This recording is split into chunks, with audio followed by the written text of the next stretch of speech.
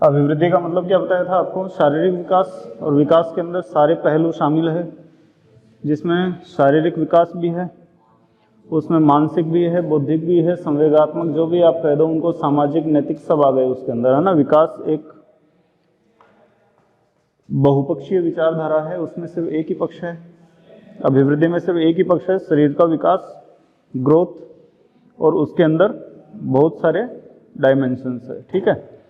दूसरा एक अपन ने देखा था कि अभिवृद्धि जो है उसको अपन नाप सकते हैं, किसमें? संख्या में।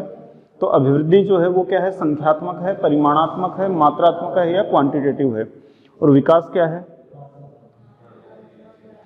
गुणात्मक भी है और मात्रात्मक भी है, दोनों है, क्योंकि उसके अंदर शामिल क्या है?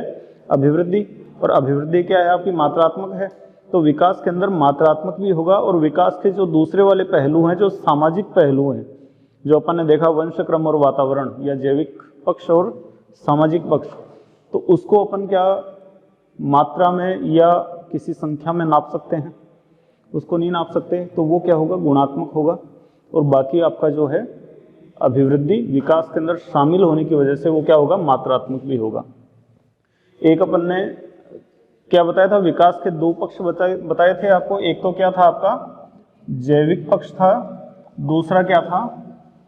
सामाजिक पक्ष था, ठीक है ना। इसी को हम अपन ने कहा था परिपक्वता, ठीक है ना। ये, और दूसरी तरफ अधिगम। इसी को अपन ने क्या बोला था? एक और बताया, वंशक्रम, और दूसरा वातावरण। और इनके बीच में जो रिलेशन है वो कौन सा है? गुणात्मक संबंध है, या अंतरक्रियात्मक संबंध बोल लो इसको, ठीक है ना। और दोनों क्या है? महत्वपूर्ण है, न कोई कम न कोई ज्यादा, ठीक है ना। दोनों महत्वपूर्ण है। गुणात्मक संबंध क्यों है वो भी आपको बता दिया मैंने। एक आपको एग्जाम्पल दिया था एरोन का और एहसास का, ठीक है ना, जिसमें उनका वंशक्रम तो ठीक था, लेकिन उनका वातावरण जो है वो ठीक नहीं था। इसकी वजह से उनका विकास, हम ये नहीं कह सकते उनका विकास हुआ, ठीक है। यहां तक अपनी बात हो गई थी। उसके बाद में देखो, एक विकास का एक पदानुक्रमिक सिद्धांत है, या इसी को विकास की एक निश्चित दिशा भी बोलते हैं अपन विशेषताओं में। विकास की एक निश्चित दिशा, निश्चित दिशा बोल दो इसको, निश्चित क्रम बोल दो, इसी को आप पदानुक्रमिक सिद्धांत बोल दो, पदानुक्रमिक सिद्धांत बोल दो, या इसको हायरार्किक प्रोसेस बोल दो। हायरार्की समझते हो ना? एक के बाद में दूसरा, दूसरे के बाद में तीसरा, ऐसे एक फिक्स सीक्वेंस, ठीक है ना। सीढ़ी होती है ना, सीढ़ी, सीढ़ी को क्या बोलते हैं हिंदी में? एक और शब्द है ना सीढ़ी के लिए, मेरे ध्यान में नहीं आ रहा, वो भी मतलब शब्द आता है कई बार इसके लिए, ठीक है। तो विकास जो है वो एक निश्चित क्रम में होता है। निश्चित क्रम मतलब बच्चा जब छोटा होता है ना, पैदा होता है, तो सबसे पहले अगर वो कोई चीज़ सीखता है तो वो अपने सिर को कंट्रोल करता है सबसे पहले। ध्यान है, छोटा बच्चा होता है उसके मतलब सपोर्ट देते हैं हम सिर के, क्योंकि उसकी गर्दन उसके कंट्रोल में नहीं होती, पता है ना सबको। तो सबसे पहले जब बच्चा सीखता है तो वो करता है अपने सिर को कंट्रोल। और ये ऐसा नहीं है कि भारत में ऐसा होता है, वो अमेरिका में भी वैसा ही होगा। ऐसा होता है क्या? कोई बच्चा पहले पैरों पे चलना शुरू कर देगा, उसके बाद में अपने सिर को कंट्रोल करेगा, ऐसा होता है क्या कभी? सबसे पहले वो अपने सिर को ही कंट्रोल करेगा। ये निश्चित है, ठीक है ना। क्रम जो है वो निश्चित है। वो सबसे पहले अपने सिर को कंट्रोल करता है, उसके बाद में अपनी आंखों को कंट्रोल करता है, ठीक है ना। छोटा बच्चे को गौर से देखना कभी, एक छोटे बच्चे को एक थोड़ा सा बड़ा हो जाता है ना, आगे इसमें बहुत सारी चीजें हैं। उसके बाद में वो अपने चेस्ट को कंट्रोल करता है, बाद में वो करवट बदलता है, बाद में वो क्या बोलते हैं उसको, बैठना सीखता है, उसके बाद में वो चलना सीखता है। क्या ऐसा होता है कि इसमें से कोई ऊपर नीचे आगे पीछे हो जाए कुछ, या यही क्रम होता है? सीक्वेंस यही रहेगा। विकास का एक निश्चित क्रम है, ठीक है ना, एक निश्चित क्रम में होता है। बच्चा पहले शिशु होता है, उसके बाद में क्या होता है? बालक, बाल्यावस्था, पहले शैशवावस्था, फिर बाल्यावस्था, उसके बाद में किशोरावस्था, फिर प्रौढ़ावस्था। ऐसा होता है कि बचपन बाद में आ गया। बोलने को बोलते हैं बुढ़ापा और बचपन एक जैसा होता है, लेकिन ऐसा तो नहीं है ना, उसमें बचपन आ गया। बचपन मतलब वो 2 साल के बच्चे जैसा हो गया, वैसा ही बाय नेचर ऐसा हो जाता है, लेकिन ऐसा नहीं होता कि वो बच्चा बन गया। ठीक है, ये क्रम निश्चित है। तो विकास जो है वो क्या होता है आपका, निश्चित क्रम में होता है। इसमें कोई दिक्कत है क्या? ठीक है, अच्छा अब लिखना चाहो लिख सकते हो ना, पॉइंट्स लिख लो, बाकी चीजें मतलब एक पहला पॉइंट लिखवा क्या लिखवाया था पहला आपको, संख्यात्मक, मात्रात्मक, या पहले तो अभिवृद्धि की बातें, अभिवृद्धि और विकास के बीच में अपन ने जो कंपैरिजन किया उसकी बातें।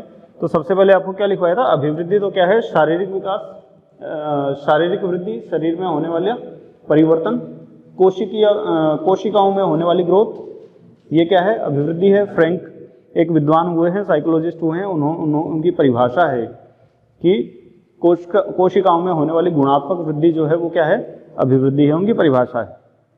ठीक है, अच्छा तो एक तो क्या हुआ अभिवृद्धि, तो क्या हुआ अभिवृद्धि के नीचे डैश लगा के लिख लो क्या है, शारीरिक वृद्धि। और विकास में क्या है, जो आपको 5-6 पॉइंट लिखवाए थे वो लिख लो, उसमें आपका बौद्धिक भी आ गया, नैतिक, सामाजिक सारे आ गए उसके अंदर, है ना, ये नोट कर लो।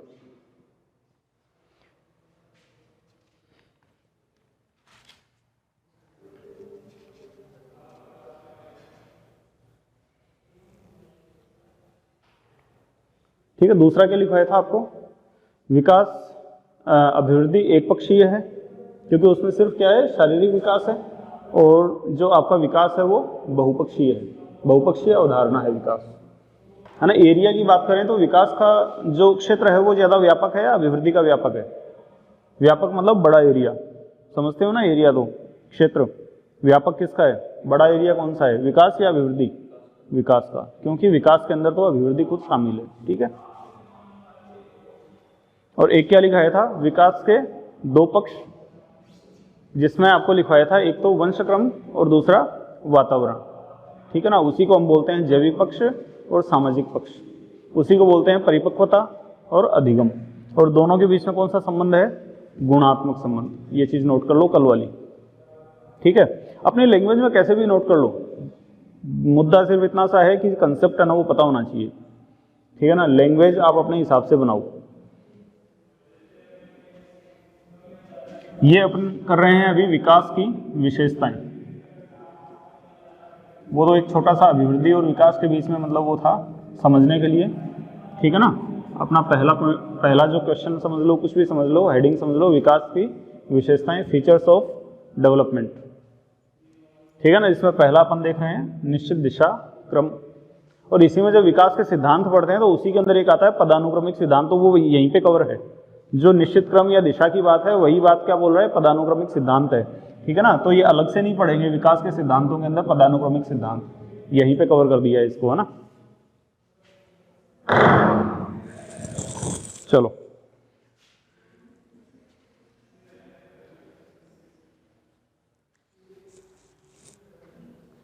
नोट कर लिया इतना, ठीक है, ये नोट कर लिया, क्रम निश्चित क्रम है विकास का। अच्छा देखो, एक बच्चा है, जैसे 2 बच्चे हैं मान लो, एक है ए दूसरा है बी। ठीक है ना, दोनों बच्चे एक साथ स्कूल में जाते हैं, अपने होते हैं घर परिवार में बच्चे होते हैं, एक साथ जाने वाले भी होते हैं, एक ही साथ एक ही दिन स्कूल में गए। ठीक है, एक साथ हमने पढ़ना मतलब शुरू किया, क्लास ज्वाइन करना शुरू किया, एक कोचिंग कर रहा है तो दूसरा भी कर रहा है, मतलब उनका जो लेवल है ना, पढ़ाई जो स्टार्ट करी है और जो एक्टिविटीज है वो दोनों की बराबर है। ठीक है, वही ABCD वो सीख रहा है, वही ABCD वो सीख रहा है। ठीक है ना, वही हिंदी इंग्लिश या जो भी सीख रहा है वो सब दोनों एक साथ में सीख रहे हैं। क्या ये संभव है क्या कि दोनों का जो रिजल्ट आएगा वो बराबर ही आएगा? ये मान लो मेहनत भी दोनों बराबर ही कर रहे हैं, फिर भी क्या ये संभव है कि दोनों का जो रिजल्ट आएगा या सीखने की जो गति होगी दोनों की, ये संभव है कि एक जो है वो टेबल याद कर रहा है, उसको याद करने में 1 घंटे दे रहा है, दूसरा वाला बच्चा भी टेबल याद कर रहा है, उसमें 1 घंटा दे रहा है? क्या ये संभव है कि एक बच्चा जो है वो 1 घंटे के अंदर 5 टेबल याद कर ली तो दूसरे वाले को भी उस 1 घंटे के अंदर बराबर मेहनत में 5 ही टेबल याद होगी? जरूरी तो नहीं है, हो भी सकता है, नहीं भी हो सकता। ऐसा क्यों है? एक यहां से 2 पॉइंट निकलेंगे, इसलिए बता रहा हूं मैं ये बात। क्या ये संभव है क्या कि दोनों का सीखने का जो स्पीड है वो बराबर रहे, जरूरी नहीं है। अच्छा, अब देखो यहाँ पे दो चीजें हैं। शुरुआत इन्होंने, क्रम तो इनका वही है। सबसे पहले देखो अंग्रेजी अगर सीखनी है क्या करते हैं, सबसे पहले ABCD सीखना शुरू करते हैं। सबका यही क्रम होता है, कोई ऐसा तो नहीं है ना पहले स्पेलिंग सीखता हो उसके बाद में ABCD सीखता हो, ऐसा तो नहीं है। क्रम तो निश्चित है, दिशा निश्चित है। ABCD सीखेगा पहले, उसके बाद में स्पेलिंग सीखेगा, उसके बाद में क्या करेगा वो छोटे छोटे मतलब वो क्या बोलते हैं फ्रेजेस बनाना शुरू करेगा, उसके बाद में वो टेंसेज वगैरह मतलब सेंटेंस बनाना शुरू करेगा। यही क्रम है। ऐसा तो नहीं होता कि पहले सेंटेंस बनाना शुरू कर दिया बाद में ABCD सीख रहा है, ऐसा तो नहीं होता। क्रम तो निश्चित है, दिशा भी निश्चित है, लेकिन क्या गति निश्चित है? गति परिवर्तनशील है, स्पीड जो है वो है परिवर्तनशील। ये क्यों है? व्यक्ति वेरी करता है, पर्सन टू पर्सन ये चीज़ क्या करती है, वेरी करती है। पर्सनालिटी जो होती है ना, जो व्यक्तिगत विभिन्नताएं होती है, हर इंसान के अंदर अपनी एक विशेषता है। जो चीज़ इसके अंदर है जरूरी नहीं है वो चीज़ इसमें भी हो, जो विशेषताएं इसकी है वो जरूरी नहीं इसमें भी हो। व्यक्तिगत विभिन्नता समझते हो ना, जो पर्सनैलिटी है उनमें डिफरेंसेज जो होते हैं वो, ठीक है। तो ऐसा किसकी वजह अपन बोलते हैं, इसका दिमाग थोड़ा सा तेज चलता है, इसका जो कैप्चर करने की जो कैपेसिटी है वो ज़्यादा है, एक की कम है। क्या है? व्यक्तिगत विभिन्नताएं।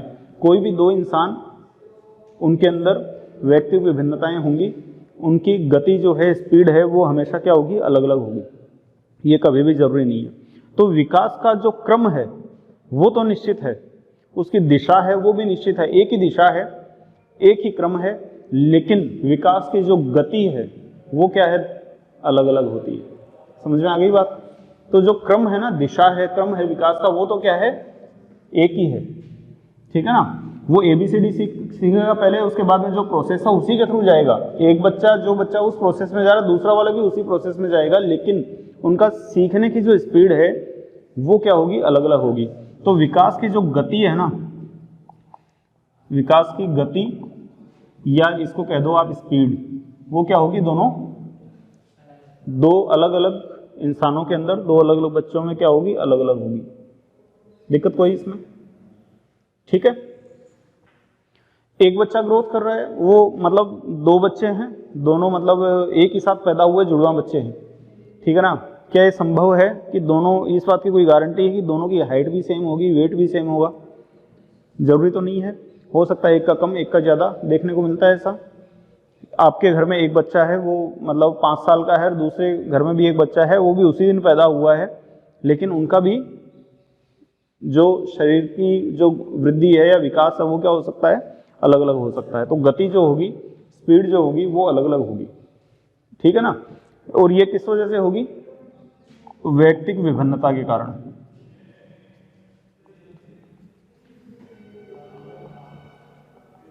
ठीक है, व्यक्तिगत विभिन्नता के कारण ऐसा होगा, ठीक है। दिक्कत कोई? क्रम तो उनका वही होगा, वैसे ही जिस तरीके से वो छोटे से बड़ा हुआ है वैसे ही दूसरा वाला भी हुआ है। दिक्कत है क्या कोई? ठीक है, चलो। कई बार एक क्वेश्चन बनता है इसके ऊपर कि एक टीचर जो है वो ये जानता है कि उसका जो स्टूडेंट है वो वर्ग का चित्र नहीं बना सकता, इसलिए वो डायमंड का चित्र बनाने में असमर्थ होगा, ठीक है ना। वर्ग का चित्र नहीं बना सकता, इसलिए क्या होगा, वो डायमंड का चित्र नहीं बना पाएगा। इसके पीछे कारण क्या है, विकास का पदानुक्रमिक सिद्धांत।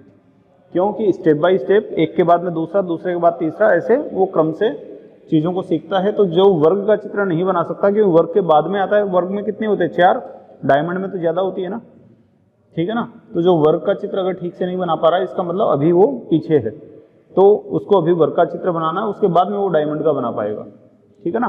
तो ये पदानुक्रमिक सिद्धांत है, कई बार ये क्वेश्चन आए हुए हैं एग्जाम के अंदर इस तरीके के, ठीक है। चलो एक लिखो आप, देखो एक विकास जो है इसके कई सारे नाम हैं। शिरोपुच्छीय, ठीक है, इसको बोलते हैं, और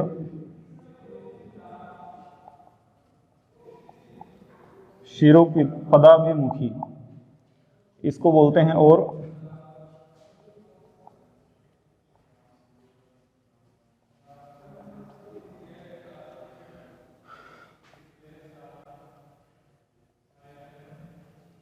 सिफेलोपोडल, ठीक है। सिर पता है ना, सिर, पुच्छिए, पुच्छ, पूंछ, मतलब सिर और नीचे की तरफ। शिरोपदाभिमुखी, सिर पद अभिमुखी, सिर पैर और उसकी तरफ अभिमुख, समझ रहे हो ना। मस्तक अधोन्मुखी, अधोन्मुखी का मतलब नीचे की तरफ, मस्तक से नीचे की तरफ, और इंग्लिश में इसको बोलते हैं सिफेलोपोडल। ठीक है, विकास का एक क्रम है। विकास शिरोपुच्छीय होता है। शिरोपुच्छीय का मतलब देखो, ध्यान देना, छोटा बच्चा जब होता है ना, वो बच्चा जब पैदा होता है उस टाइम पे देखना उसका सिर बड़ा होता है, ठीक है ना। और जब जैसे जैसे वो मतलब थोड़ा बड़ा होता है, उसके सिर का जो अनुपात है वो कम होता जाएगा शरीर के तुलना में, बाकी शरीर की तुलना में 1:4 होता है लगभग। 25% उसका सिर होता है, बाकी की बॉडी 75%। और जैसे जैसे बड़ा होता जाएगा वो 1:7 का अनुपात हो जाएगा, ठीक है ना।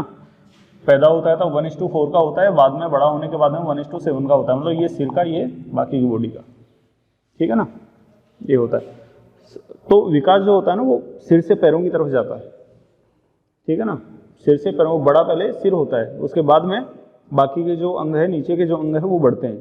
समझ में आ रही है बात, सिर से पैरों की तरफ, ठीक है ना, नोट करो इसको। तो इसका क्रम जो है वो कौन सा है, शिरोपुच्छीय क्रम के अंदर होता है विकास। चौथा देखो, निकट दूर क्रम में, ठीक है ना, निकट दूर क्रम,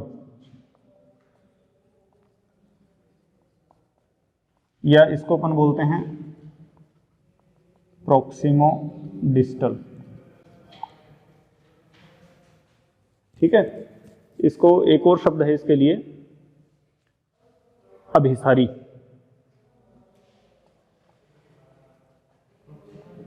प्रोक्सिमो डिस्टल, प्रोक्सिमो डिस्टल,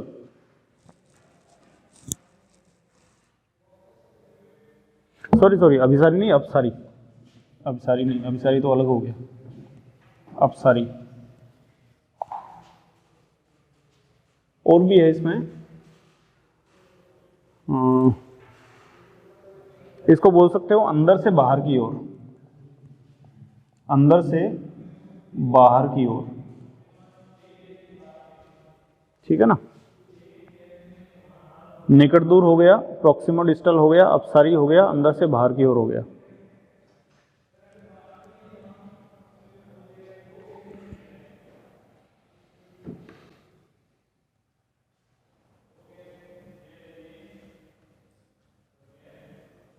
किया नोट? दो शब्द हैं, दो शब्दों को समझना। ये आपका सेंटर है, एक तो होता है सेंटर की तरफ आना, और एक आपका होता है सेंटर से बाहर की तरफ आना, ठीक है ना। इसको तो बोलते हैं अपसारी, और ये है अभिसारी। अपसारी को इंग्लिश में बोलते हैं डाइवर्जेंट, और अभिसारी का मेरे को देखो ध्यान में नहीं आ रहा अभी, ध्यान है किसी को अभिसारी को क्या बोलते हैं इंग्लिश में? एक डाइवर्जेंट है जो अंदर से बाहर की तरफ जा रहा है, और एक और है दूसरा, कुछ ध्यान है क्या? नहीं ध्यान में, मेरे को याद आएगा मैं बता दूंगा आपको, है ना। तो विकास जो है वो अपसारी है। एक तो क्या बताया आपको, शिरोपुच्छीय, सिर से ऊपर से नीचे की ओर, इसको ऊपर से नीचे की ओर भी बोलते हैं, ठीक है ना। शब्द वही है, मतलब शब्द बदले हैं, बात वही है। इसको निकट दूर, दूर की तरफ, ठीक है ना। प्रोक्सिमो डिस्टल इसको इंग्लिश में बोलते हैं अपसारी, केंद्र से बाहर की ओर, ये भी इसका नाम है, केंद्र से बाहर की ओर, ठीक है ना, अंदर से बाहर की ओर, ये सब इसी के नाम है। तो विकास जो है वो क्या होता है आपका, अंदर से बाहर की ओर होता है। कैसे? जब गर्भ के अंदर जब शरीर बनता है तो उस टाइम पे ऐसा तो नहीं होता कि पहले स्किन बन गई, पहले बाल बन गए, ऐसा तो नहीं होता ना, फिर स्किन बन गई, उसके बाद में जो अंदर की जो मांसपेशियां हैं वो बन गई, ऐसा तो नहीं होता ना। सबसे पहले क्या बनते हैं, आपके ऑर्गन्स बनते हैं, उसके बाद में ऑर्गन्स के जो कवर होते हैं, खोल होते हैं, वो बनते हैं, उसके बाद में आपका उसका कवर जो स्किन वगैरह वो बनती है, उसके बाद आपके बाल बनते हैं, तो अंदर से बाहर की तरफ आया ना। तो विकास जो है वो क्या है आपका, अपसारी है, प्रोक्सिमो डिस्टल है।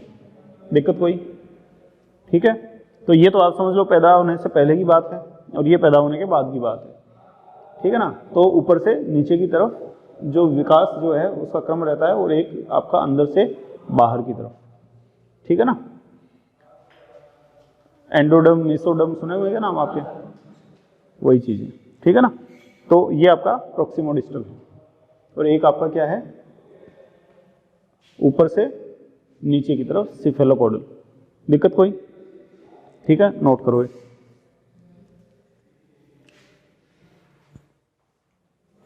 नोट कर लो फटाफट।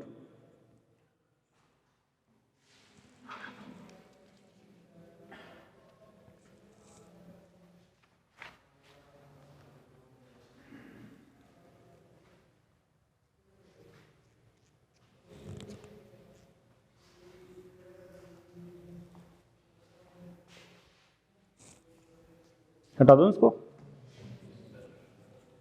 हटा दो इसको ऊपर वाले को।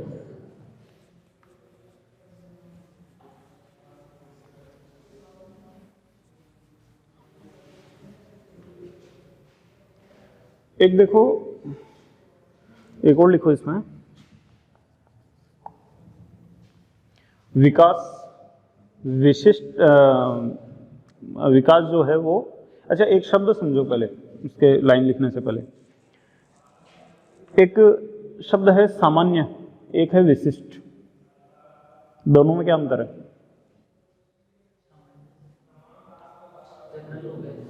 वो तो इंग्लिश में इसका ट्रांसलेशन हो गया ना।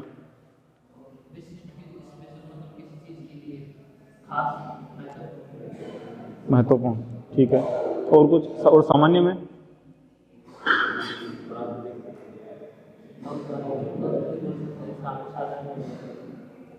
देखो, अगर मैं ये कहूँ क्लास के अंदर, क्लास है यहाँ, मैं अगर बोलूँ क्लास, तो ये सामान्य है या विशिष्ट है?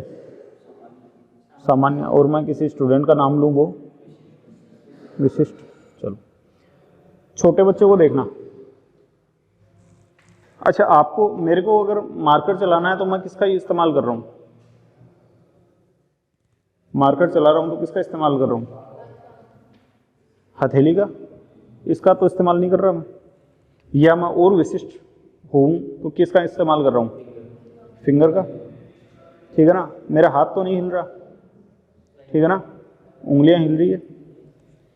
चलो, बच्चे को देखना, उसको जब कोई चीज़ पकड़नी होती है ना, छोटा बच्चा पूरे हाथ से पकड़ता है, ठीक है ना। अपने को अगर ये मार्कर उठाना है, कोई चीज़ उठानी है, तो अपन क्या करेंगे? उंगली से उठा लेंगे इसको। बच्चा उंगली से उठाता है क्या? उंगली से तो नहीं उठाता। चाहे उंगली से उठाने वाली चीज़ हो, चाहे हथेली से उठाने वाली चीज़ हो, वो पूरे हाथ से उठाएगा। बच्चे को रोते हुए देखना, उसको हंसते हुए देखना। बच्चा अगर रोता है तो आपको लगेगा कि पूरे शरीर से रो रहा है वो, नोटिस किया कभी? और बच्चा अगर हंसता है तो पूरे शरीर से हंसता है। और अपन अगर रोना होता है तो पूरे शरीर से रोता है क्या कोई? वो मतलब आंखों में खाली आंसू से आएंगे, थोड़ा सा मतलब आंखों में दुख दिखाई देगा, बाकी शरीर में दिखाई देगा। बच्चे को देखना, पूरे शरीर में दुख दिखाई देगा उसको, है ना, पूरे शरीर से रोता हुआ नजर आएगा बच्चा।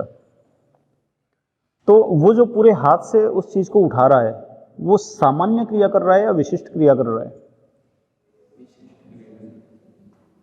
भाई मेरे को अगर ये मार्कर उठाना है तो मैं उंगली से उठाऊंगा इसको, लेकिन बच्चा उठा रहा है तो वो पूरे हाथ से उठा रहा है। विशिष्ट कैसे हुआ? मेरे को अगर रोना है तो मैं सिर्फ आंखों से रोऊंगा और बच्चा पूरे शरीर से रोएगा, तो वो सामान्य क्रिया कर रहा है या विशिष्ट क्रिया कर रहा है? सामान्य कर रहा है।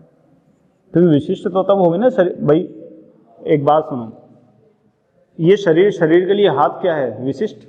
लेकिन इस हाथ के लिए हथेली विशिष्ट, हथेली के लिए उंगली विशिष्ट। समझ रहे हो? उंगली के लिए हथेली सामान्य है, हथेली के लिए हाथ सामान्य है, हाथ के लिए शरीर सामान्य है। फेस क्या है? सामान्य है। लेकिन अगर मैं बोलूं आंख, तो क्या हो गई? विशिष्ट। और भी विशिष्ट में जाऊं, आंख की पुतली और भी विशिष्ट हो गई। समझ रहे हो बात को? तो अब विकास सामान्य से विशिष्ट की तरफ जा रहा है या विशिष्ट से सामान्य की तरफ जा रहा है? सामान्य से। तो लिख लो पॉइंट, विकास सामान्य से विशिष्ट की ओर जाता है।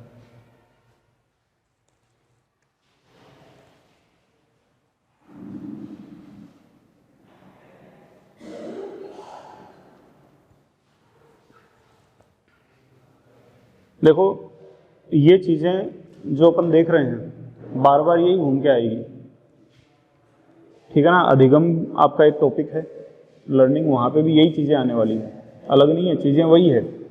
सिर्फ ये होगा कि हम अभी किसी और संदर्भ में देख रहे हैं, उस टाइम पे इसी बात को हम किसी और संदर्भ में देखेंगे।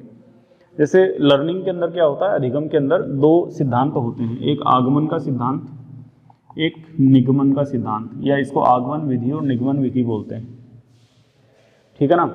ये आगमन विधि होती है विशिष्ट से सामान्य की ओर, और निगमन विधि होती है सामान्य से विशिष्ट की ओर, ठीक है। तो यहाँ पे क्या है कि जैसे आपने देखा होगा पहले, मतलब बच्चों को पढ़ाते थे उस टाइम पे एक जैसे मान लो कि आपने अपने 10th क्लास के अंदर पढ़ा होगा, इनडायरेक्ट डायरेक्ट इनडायरेक्ट पढ़ा होगा, एक्टिव पैसिव पढ़ा होगा, पढ़े हुए ना सबके। तो टीचर ने आपको पढ़ाना शुरू किया तो उसने सबसे पहले क्या बताया, मान लो कि फॉर एग्जांपल अगर आपको पैसिव वॉइस पढ़ा रहा है तो आपको सबसे पहले क्या बताया उसने, नियम बताया, नियम बताया, ठीक है ना। आपको अगर मान लो इंग्लिश बोलना सीखना है और आपने स्कूल के अंदर पढ़ा तो क्या पढ़ा, सबसे पहले टेंसेस पढ़े, ता है, ती है, ते हैं, इज है, मार, ठीक है ना, एस ई एस का प्रयोग, present, indefinite, perfect, perfect continuous वगैरह वगैरह वगैरह आपने टेंसेस पढ़े, मॉडल्स पढ़े, ठीक है ना, यही सब पढ़ा। ये क्या हो रहा है, ये आपको पहले नियम बताए जा रहे हैं, उस नियम के आधार पर फिर आप क्या कर रहे हो, एग्जाम्पल बना रहे हो, सेंटेंस बना रहे हो, ठीक है ना। आपकी जो अभी तो नया एजुकेशन पॉलिसी आ गया, ठीक है ना, अभी इससे पहले जो एजुकेशन पॉलिसी थी उसके अंदर यही वाला सिस्टम था।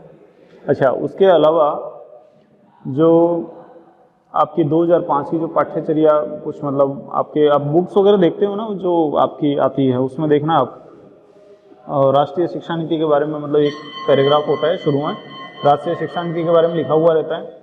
उसके अलावा उसमें कुछ पाठ्यचर्या लिखा हुआ रहता है, 2005 का नियम वगैरह इस तरह से कुछ लिखे हुए रहते हैं उसके अंदर, है ना। तो वो सब इन चीज़ों में लागू होते हैं। तो वो जो आपने सीखा पहले आपका नियम, उसके बाद में आपने सीखे उसके उदाहरण, ठीक है ना, नियम आपने बनाए, नियम सीखे, उससे आप उदाहरण की तरफ गए। एक आपका उसका उल्टा होता है कि पहले आपको उदाहरण दिया गया, उसके बाद में नियम आप खुद बना लोगे, ठीक है ना।